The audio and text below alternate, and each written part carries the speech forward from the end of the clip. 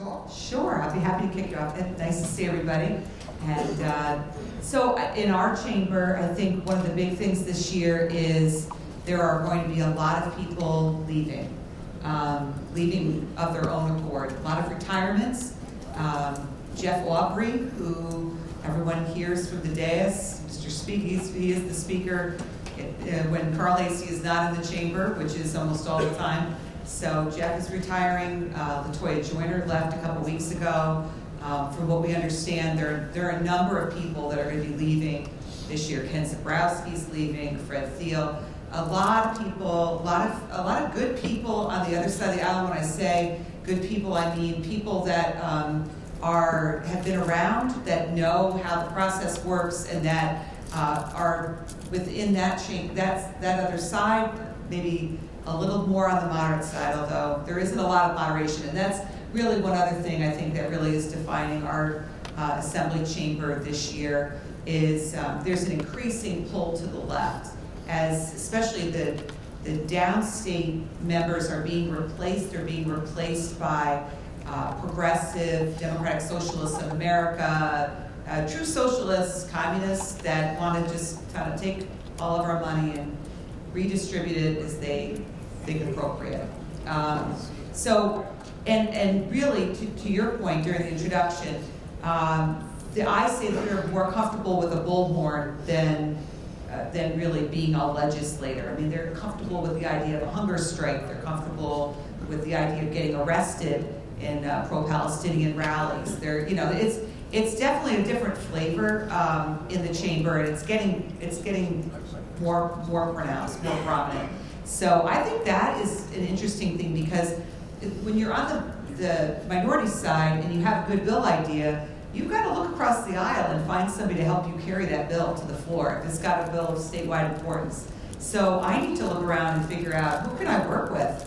Who's going to have a belief that my idea is a good idea and will actually do the work of a legislator to try to get that bill or that bill idea across the finish line. So I looked at people I could partner with, and it's changing. It's changing. So I think that's going to be one of the big challenges this coming year for my side of the aisle and kind of for the whole process. The other thing I'll say, and it's really a continuation of what we've had over the last couple of years, there have been some changes in the way that the assembly operates. So we've gone back to, and I think this is terrible for the small d democratic process, we've gone back to empty seat voting. So members can simply swipe in at the entrance to the chamber, and then they can go. They can go back in their cars and drive back to the districts. They can go back to their offices and take other meetings, not really attend to what's happening in session.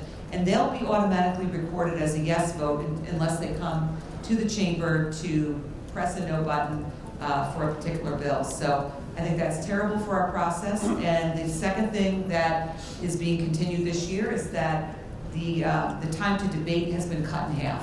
So that, on a simple bill, 15 minutes really ought to do it. You can definitely cover pros and cons of a bill and have your vote 15 minutes. Does it? When you start getting into budget bills that are, yay big, have multiple components to them, having your debate time cut in half and capped at a certain amount is really terrible. So, and that's about all I got to say about that right now. Yeah. Well, thanks. First of all, Mary Beth is absolutely right about what she said, and I also want to thank you for all you do. She's leads debate so often and does an amazing job there, and she is she makes us proud as Republicans and conservatives. So you said last year it was kind of like Nostradamus, the prediction. Well, I think what he's probably referring to is that when you asked what I was going to expect this year, I said you're going to expect a lot of batshit crazy stuff. And it turns out I was right. So, nailed it. So I don't know if that's Nostradamus, but I was absolutely right. So, but that being said, we're going to see more batshit crazy stuff this year. But this year in particular, so here's the scenario. If you are one of those we would call maybe moderate Democrats, you're in trouble. You've got a target on your head, and you've seen other moderate Democrats whose heads are already up on the wall. The DSA and the far left progressives that have taken them out. So how do you survive as an incumbent when you now have the public campaign finance? which means you're going to have a lot of radical activists that are going to raise literally hundreds of thousands of dollars courtesy to taxpayers. You survive by proving that you're worthy of the far left, that you are as crazy as they are. And that is the problem. We're going to see some unprecedented radical legislation that's going to be voted on and approved by these folks that once would consider themselves to be moderates. So, and as far as moderates go, that's really a myth anyway, okay? What a moderate is, a Democratic Party moderate in the state legislature now is somebody that goes back to their district and lies to their constituents. That they tell people what they want to hear. Why voted against it? Well, here's the question. If you voted against it, tell me when that ever actually made a difference in a piece of legislation. I have been in the Senate for 4 years. Ask me how many times I've seen a Democratic bill fail on the floor of the Senate. 0. So your no vote means nothing. It's basically an opportunity for you to go back to your constituents and lie to them and tell them that, well, you know, it's not me, I'm not the problem. So this year, we have to hold them accountable for that, more so than ever before.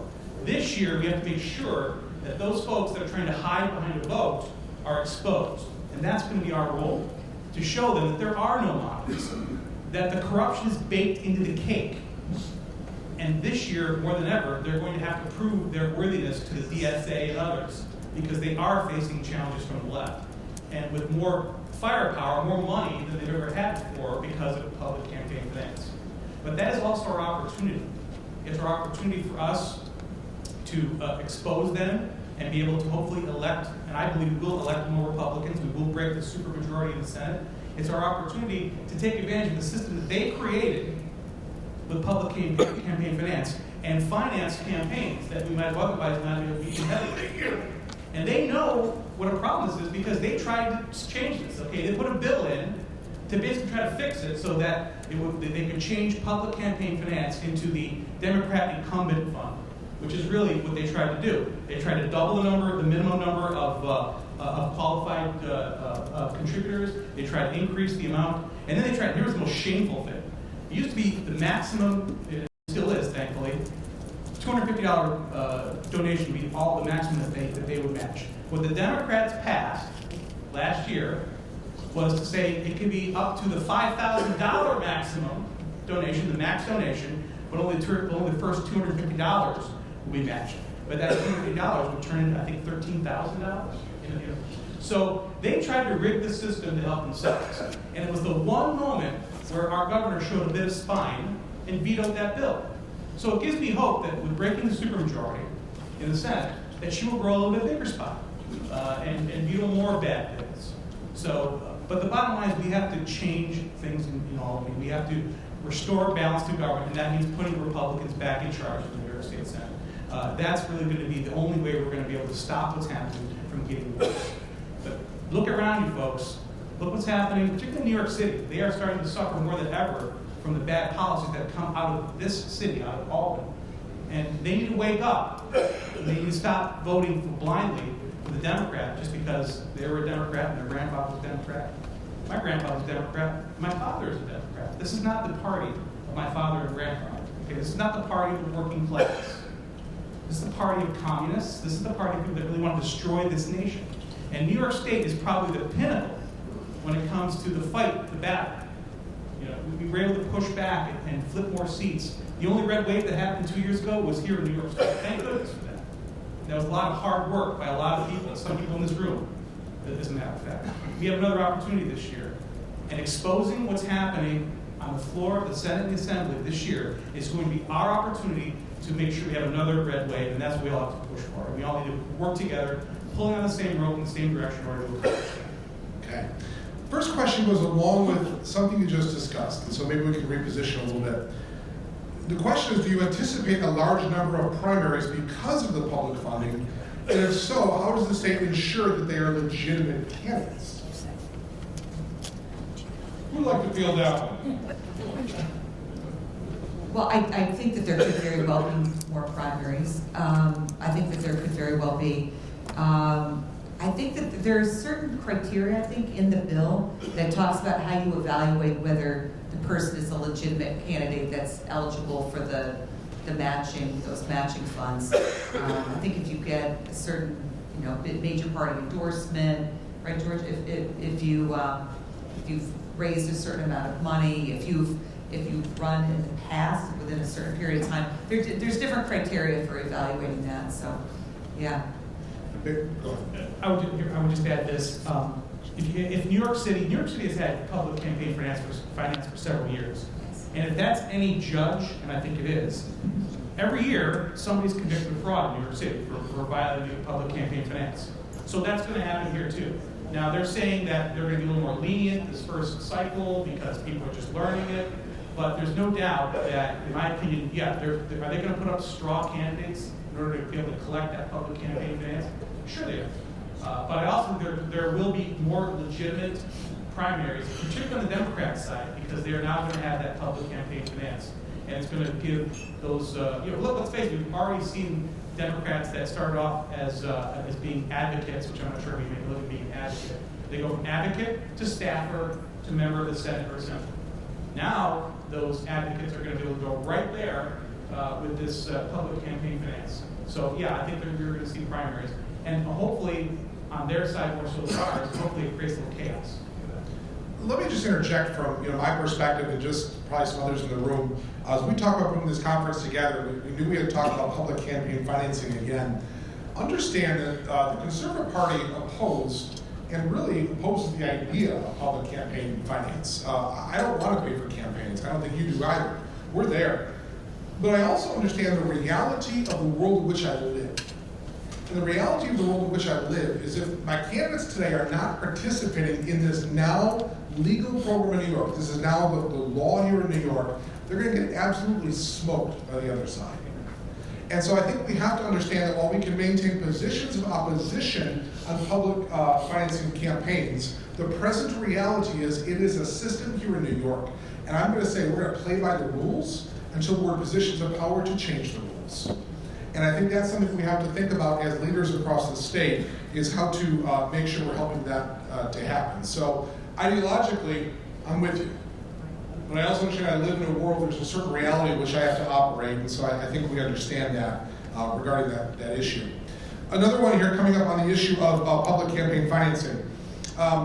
Will this program shape the leftward jump of the Assembly and Senate that they are taking now that any random Democratic socialist can qualify for hundreds of thousands of taxpayer dollars to primary what moderate Democrats remain? And probably an endangered species in Albany right now is the so-called moderate Democrat, right? I would say, first of all, yes, that there's no doubt that this is going to empower people. But I also think it's an opportunity for us. I do believe that, some of these folks, you've got people that literally believe that we should abolish prisons, there should be no prisons. No one should go to prison ever for anything.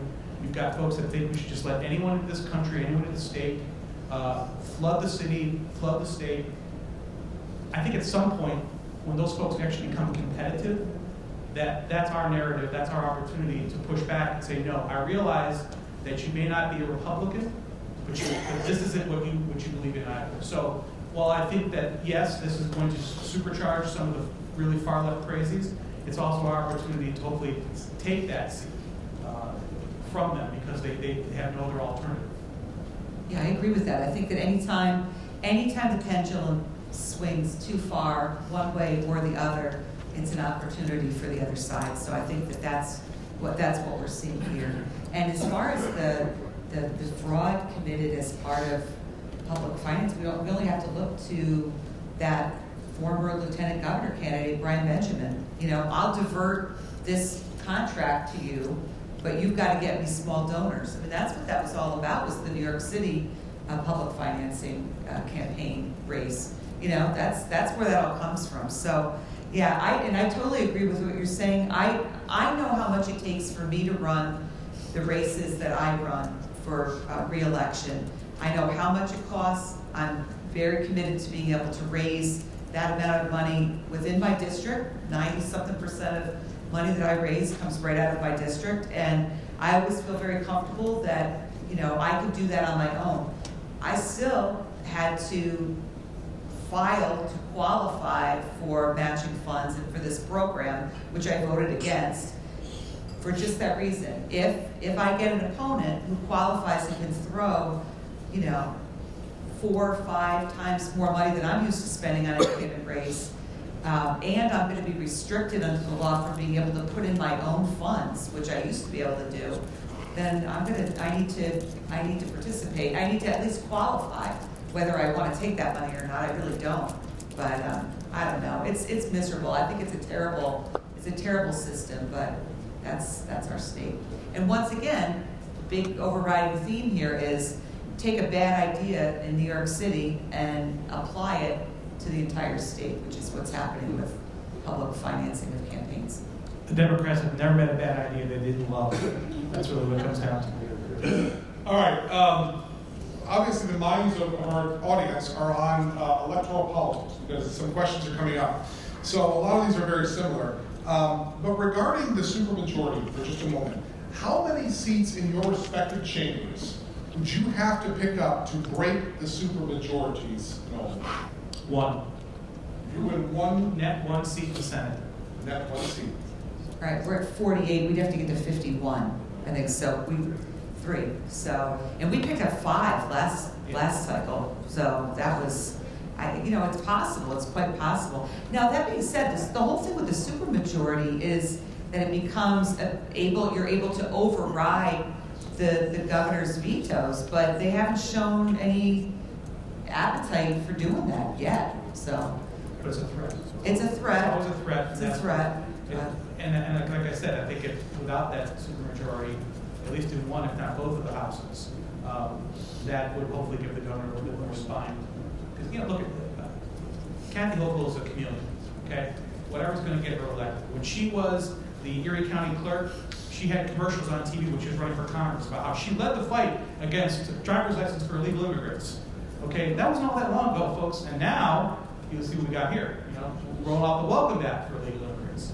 So all she needs, I think, is a little push in that direction. And, because she sees what's going on. I mean, I thought after those illegal immigrants beat up those cops, all of a sudden tough talk from the governor. We should round them up and ship them out. Okay, Governor. Well, by the way, New York State is still a sanctuary state, which was done by Andrew Cuomo in 2017 by executive order. That means, Governor, with a stroke of a pen, your pen, you can undo that. She hasn't done that. So much for the tough talk. She needs, obviously, a little bit more of a push, and breaking the supermajority might be the push she needs. Yeah, every vote we can take away is less that can peel off when those votes come to the floor, right? Yeah. So, because leaders allow some of the votes to peel and it causes problems. All right, this is a question you, for strategic reasons, you may not want to answer. So I'm going to ask it anyways. And if you say, no, I think probably for strategic we should not, I'm going to let it drop. Can you ask who are the top 3 targets for pickups in the Senate and Assembly? Are there key races you're watching, or do you not, All I would say is, I don't want to turn over our cards, but I would say that we have open seats.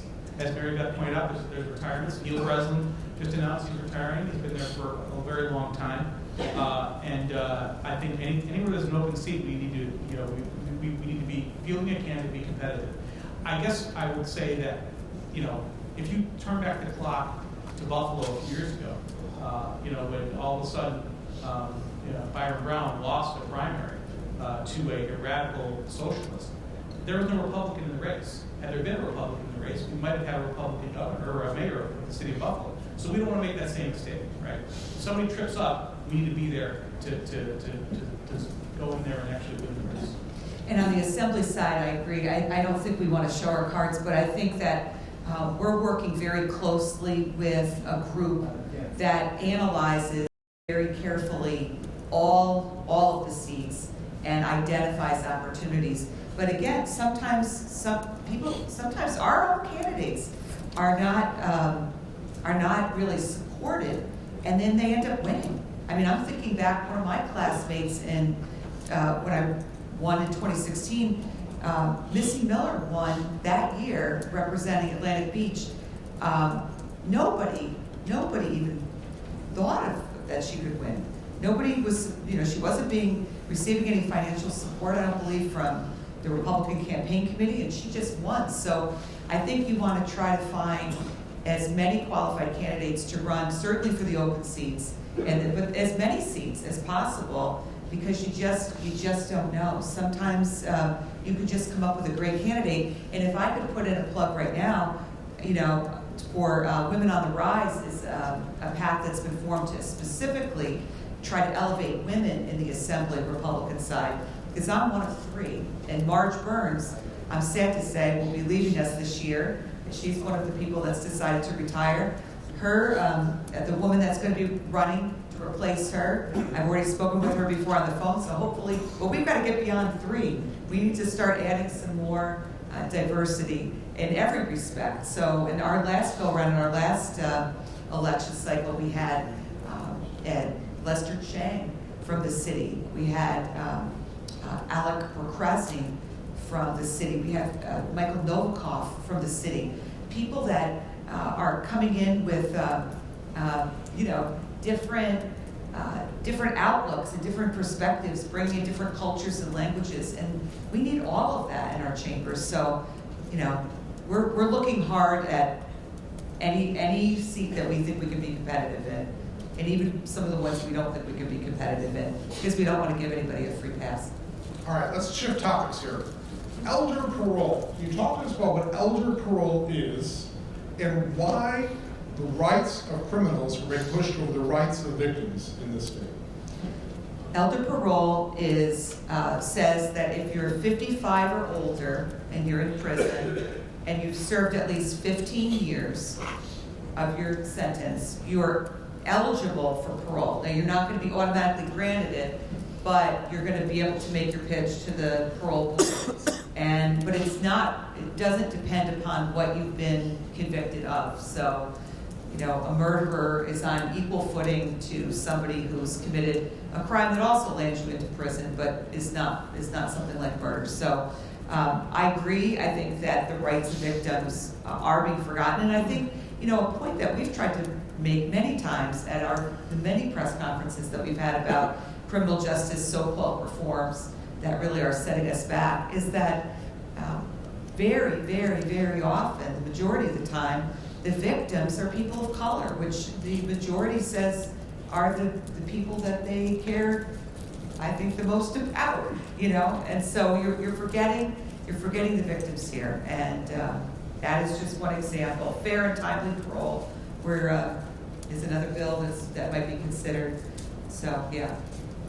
Just you know, the whole idea of this elder parole. This is, again, all of these criminal justice reforms, so-called reforms, they truly come from people that believe that no one should be in prison ever for anything. So you have to understand that from the beginning. And they're just trying to, you know, death by 1,000 cuts. They're trying to get everything they can, every way they can. This may sound reasonable to some people, but if you've been in prison for at least 15 years, you probably did something pretty heinous. Why should you automatically eligible for a parole hearing? And they say, well, you know, you're not automatically given parole, you're just given a parole hearing. But at the same time, they have this, you know, it started with Andrew Cuomo. The people that have been seated on the parole board are becoming far more radical, far left. In my district, we had someone released, his name was Edward Kint, last year. He was 16 years old. He brutally raped and murdered a woman who was walking her dog on a bike path. Okay? He should never have seen the light of day. And a 3-person panel, 2 from New York City, 1 from Western New York, voted 2-1. I was the Western New York guy who voted no, to release this guy. So if somebody gets an automatic parole hearing, there's a good chance, no matter what they've done, that they're going to get released. When that guy gets released, that animal gets released, then I don't have any confidence in the parole board to do anything right or just. And we have forgotten about the victims. The other thing about an automatic parole hearing is that there's a victim impact statement that's part of that process. So the more parole hearings you have, the more times that the family of that individual who was murdered, that victim of crime, they become victims as well, because they have to keep coming in over and over and over again and reliving this horror that happened to their family. And it's just tremendously unjust.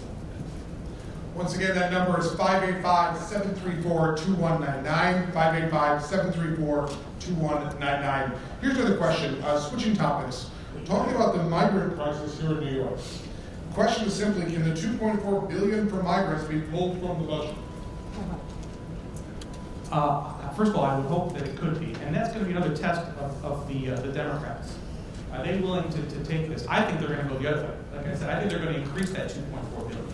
But at the very least, they should say to New York City, you will not get another dime until you rescind your sanctuary status policy. How do you send more money for this self-created crisis? Even the Democrats, okay, every Democrat outside the 5 boroughs especially, needs to say, not another dime until you stop the flow.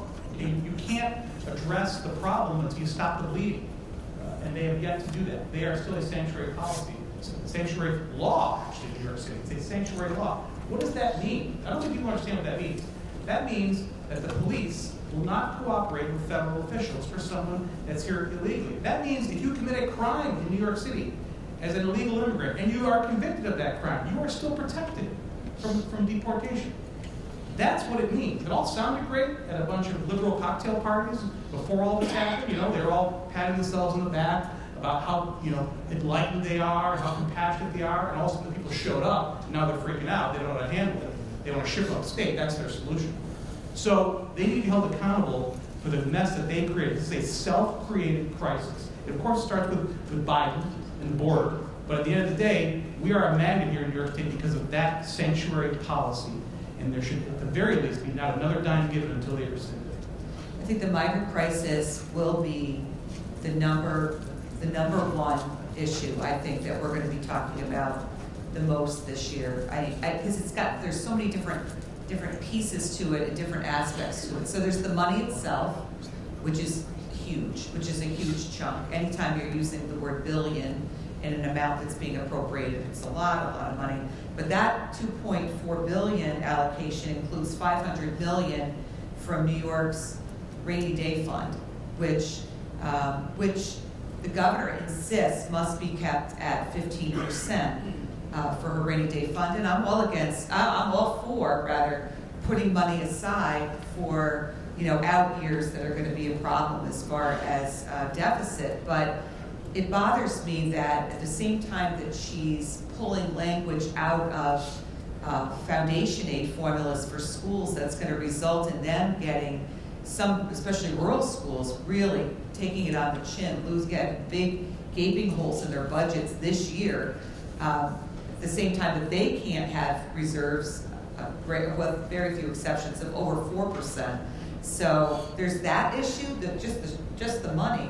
But then there's the issue of the memo that just came out, where civil service is potentially going to be granting transitional titles, basically watering down the requirements for certain jobs to allow for migrants to be able to qualify for these jobs, where you're unable to verify their educational attainment, they have limited English proficiency, you can't verify their previous employment. And one of those jobs, just one, there were a number of titles that would be affected by this, but one of those titles is an aid position working with some of our most vulnerable, our individuals with intellectual and developmental disabilities. So there's that aspect. There's certainly the public protection aspect. There's the educational aspect. I mean, I'm talking to school superintendents all around my district who are receiving migrant families into their districts, who the kids that are coming in, not only is there a language issue which results in the need to staff up for English language learners or ELL teachers, but there are just a lot of children that just clearly have never been to school, and they're coming into the school districts, and it's going to be very costly in staffing and funding in order to try to address the crisis. There's just so many different tangents to it. And I want to leave that topic only because our next speaker is also dealing with this topic, so it'll be an opportunity.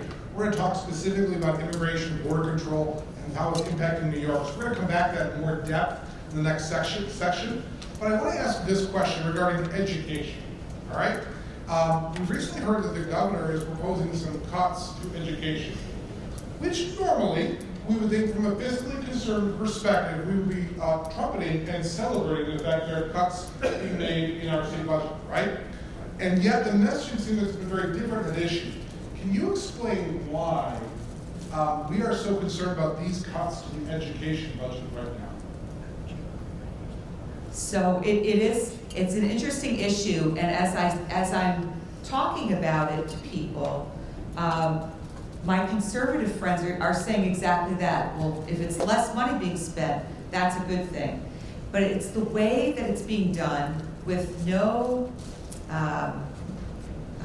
what do I want to say? Like, you're just doing it so abruptly that it's really throwing a lot of schools into a spin, and it's affecting some schools a lot more than others. So if you're a rural school and you've had any loss of population, and we all know, I'm sure this isn't the first time that you've heard about this during the sessions that you've got, but New York is leading the nation in out-migration for the third year straight, so we know that some of are losing population.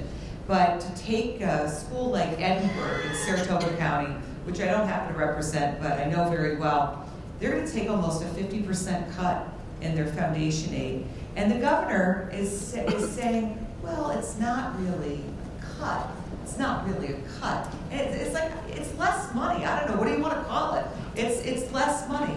So, and it's happening right now. And if it's being used as a bargaining chip, which I think it is, then how does this impact the schools? Well, we know that under the law, they have to have a budget proposal ready to put out to their voters by a certain period of time. If we don't get an April 1st budget, and when do we ever? We're always late somehow, a couple weeks, maybe, I don't know, who knows how late we'll be this year. But the closer we come to pushing up against their budget deadline, how are they going to close a $2 million or something dollar gap in their school budgets? They're going to have to start cutting teachers and programs.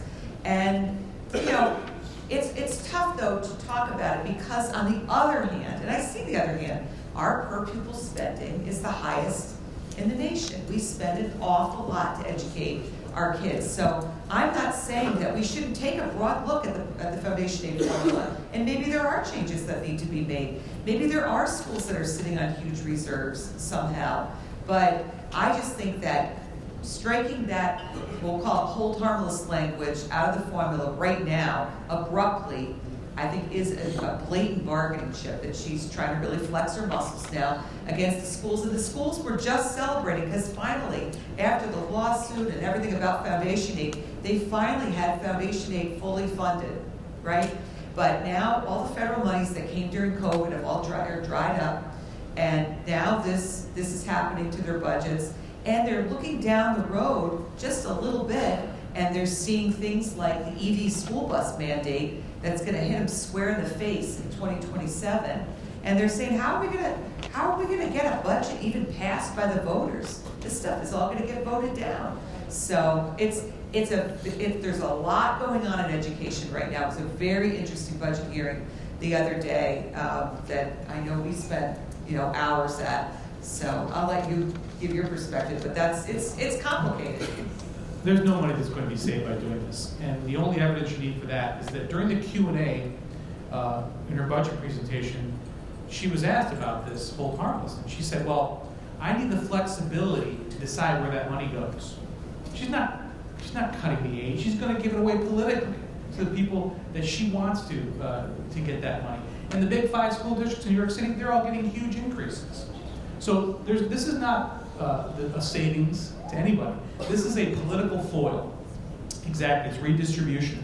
And look, I understand that we cringe at the amount of money that's spent in education here in New York State. It is so high. But think about where it comes from. It's things like it's all these unfunded state mandates. It's just because you have less pupils than you did 10 years ago doesn't mean the cost of operating a school is less. It's more. I mean, they have to feed them breakfast. They have to have mental health counselors. They have to. I mean, we expect our schools to essentially raise children.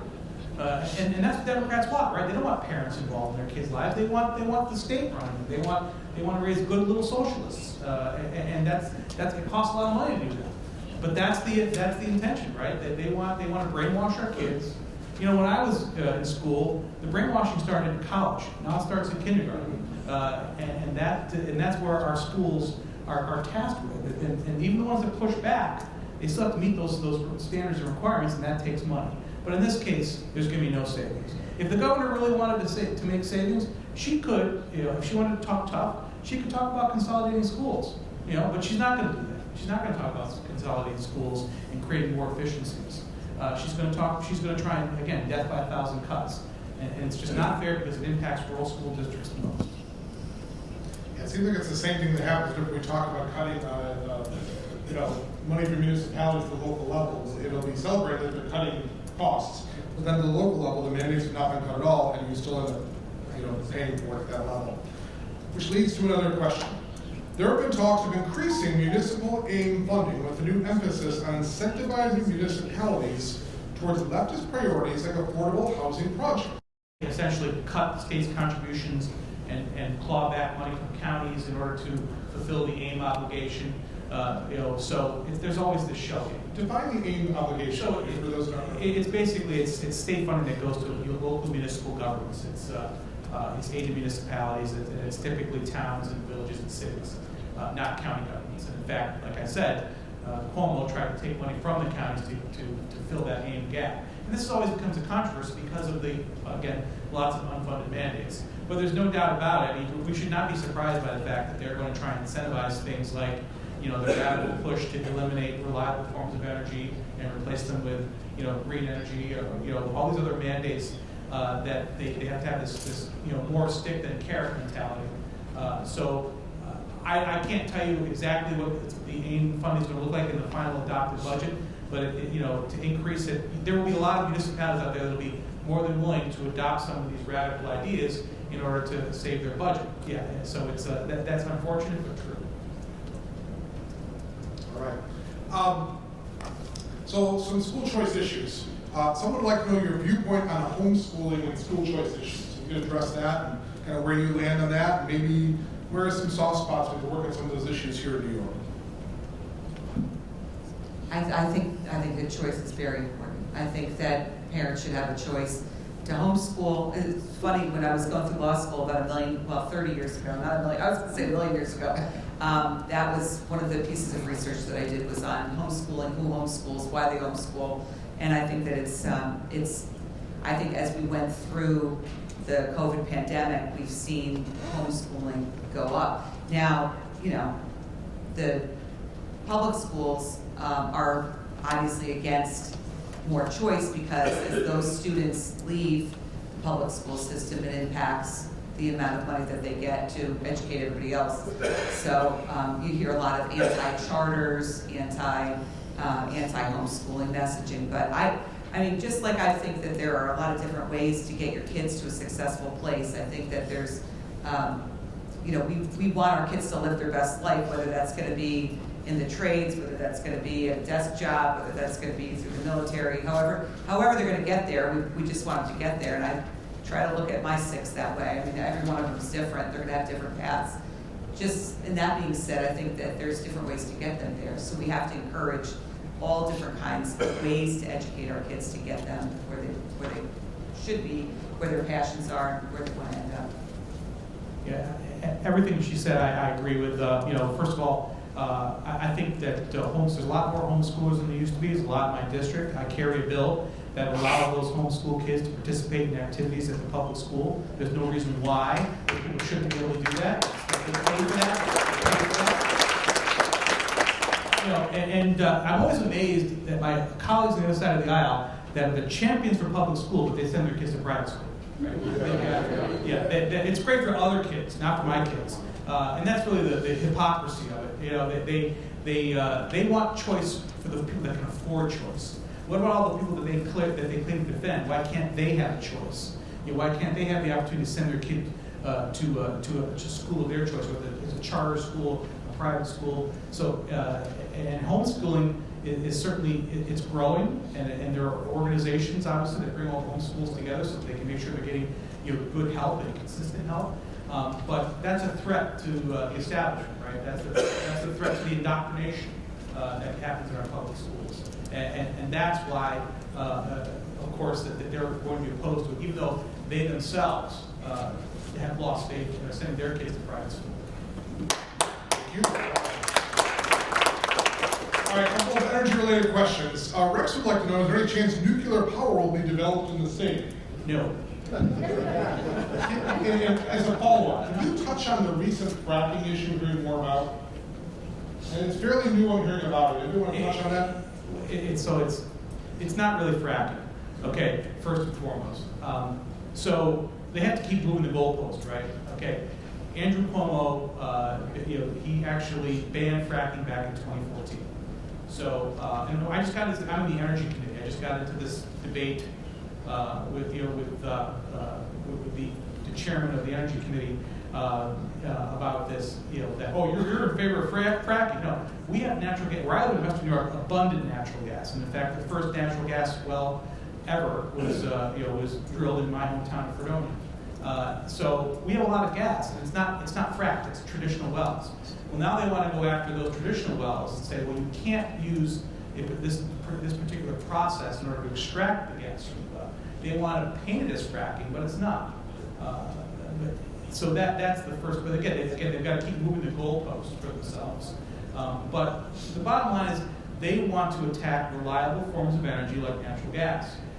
They're kidding themselves that they're going to ever supply New York State with energy needs, particularly New York City, with wind and solar. That's not going to happen. We should be looking at safe nuclear.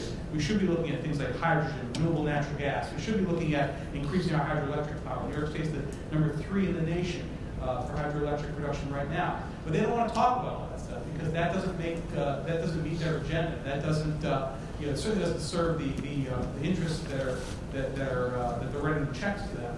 All the big wind and big solar, all the foreign companies that produce these products. So they want to continue this one-trick pony idea of just wind and solar. But we're also importing more power than we ever have in New York State. And we're importing it from the dirtiest coal plants in Pennsylvania and Ohio, while we're shutting down natural gas and nuclear-powered electricity plants here in New York State in favor of more imported power. And some days, we're actually importing more power from coal plants than we're producing here in New York State on those high-demand days. So it's a total shell game. It's a total farce.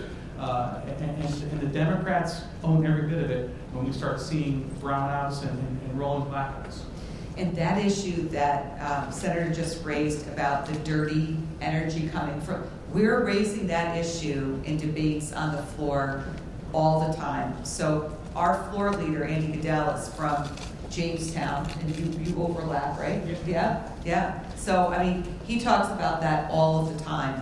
I think what I'm seeing is the CLCPA, the Climate Leadership, the Community Protection Act, and all those goals. I see just a big doubling down. I don't see any indication that the majority is going to be retreating, and so just buckle up, folks, because it's going to be a very, very rocky ride.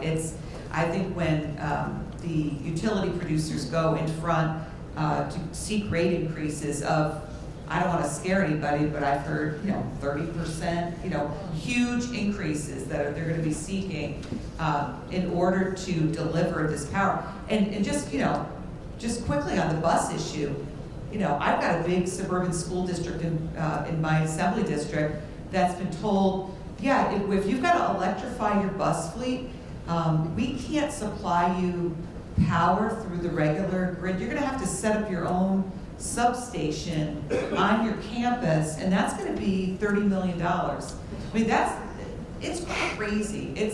I think that when the average person starts to understand what all this feel-good stuff about green energy is really going to cost, it's going to be really shock the conscience. And I think that folks have been able to hone in on certain things like the gas stove ban or wood burning, or every once in a while it seems like something kind of trickles out in messages and people can pick up on it. But overall, it's really shocking. And when you consider that New York only accounts for 0.04% of worldwide emissions, you know, we're already the worst in the nation to start a business. We're leading the nation in out-migration. We're to really, really cripple ourselves economically if we continue to double down like the Democrats have been.